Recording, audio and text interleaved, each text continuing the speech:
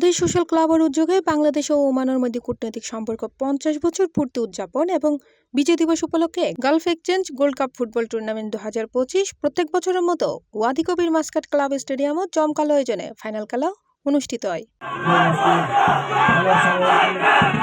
ডিসেম্বরের 19 তারিখ শুক্রবার শুরুতে কেখারি বিজয়ের মাস উদযাপন করে আগত নেতৃবৃন্দ পরে দুই দেশের জাতীয় সঙ্গীত পরিবেশনা করা হয়। এ সময় ক্লাবের চেয়ারম্যান সিরাজুল হক সিএপি সভাপতিতে ক্লাবের জেনারেল সেক্রেটারি এমএন আমিন ও সঞ্চালনায় এন্ড প্রধান অতিথি হিসেবে উপস্থিত আছেন বাংলাদেশ দূতাবাস মাস্কাটের প্রথম সচিব আসাদুল হক। বিশেষ অতিথি হিসেবে উপস্থিত আছেন গালফ এক্সচেঞ্জের ম্যানেজার মাসুদ রানা এন্ড আরও উপস্থিত আছেন ক্লাবের vice chairman Rezaul Karim CIP, Azimul Haque Bablu CIP, joint secretary Anwar Hossain, Abdur Rahim সহ আর পত্কিও। আমরা যে আজকে দুই টিম আমরা জিততে পারবো না, কোনো একটা টিম হারবে, কোনো একটা টিম জিতবে। তো সুতরাং এখানে হতাশার কিছু নেই।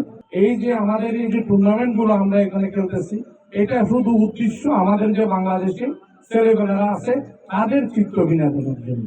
আপনারা আমাকে যেভাবে সহযোগিতা করেছেন তার জন্য আমি খুব সুন্দরভাবে এই টুর্নামেন্ট পরিচালনা করতে পারি। দুই দলকে অনুরোধ করবো আপনারা আমাদেরকে আজকে সুন্দর খেলা উপহার দেবেন। আরও উপস্থিত আছেন সাংগঠনিক সম্পাদক আবুল বশর সরকার, ওয়েলফেয়ার সম্পাদক মহসিন সরকার, ক্রীড়া সম্পাদক সিএপি সিরাজুল হক সহ প্রচার সম্পাদক মোহাম্মদ নাজিম উদ্দিন চৌধুরী, এক্সিকিউটিভ কমিটি সদস্যবৃন্দ।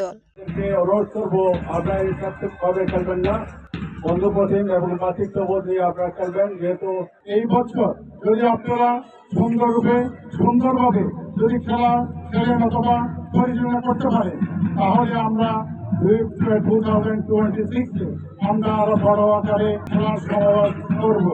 এখানে আসলে বাংলাদেশের সেই যে হই হুল্লোড়, আনন্দ, উদযাপন, গোল বলে চিৎকার, এটা এখন আর হয় না।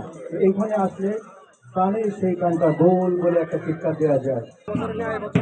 আমি আশা করবো ইনশাল্লাহ আগামী বছর যেন আরো বড়সড় এরা যারা এই টুর্নামেন্টটা তারা চালু করে। এছাড়াও বাংলাদেশ সোশ্যাল ক্লাব ওমানের অনুমোদিত বিভিন্ন উইংস ও সিনিয়র নেতৃবৃন্দ, সামাজিক ও কমিটির বিশিষ্ট ব্যক্তিবর্গ এবং অসংখ্য প্রবাসী ও ইতারার পরিবারবর্গ উপস্থিত আছিল। উক্ত বহুকাঙ্ক্ষিত জমজমাট ফাইনাল খেলা বারকা এফসি বনাম মোবালা সানাইয়া প্রতিদ্বন্দ্বিতা করে এন্ডে বরকা এফসি ট্রাইবেকারত মোবালা সানাইয়ারে হারাই এনে জয়লাভ করে। এ সময় গ্যালারিত হাজার হাজার বিপুল সংখ্যক দর্শকলে নাচে গানে খেলা উপভোগ করে। ক্লাবের ক্রীড়া সম্পাদক সিএপি সিরাজুল হক গত 2 মাস ধরে সফল ও শান্তিপূর্ণভাবে খেলা পরিচালনায় সহযোগিতার লাই বিয়াগুনুরে ধন্যবাদ জানায়। C plus TV, Chittagong.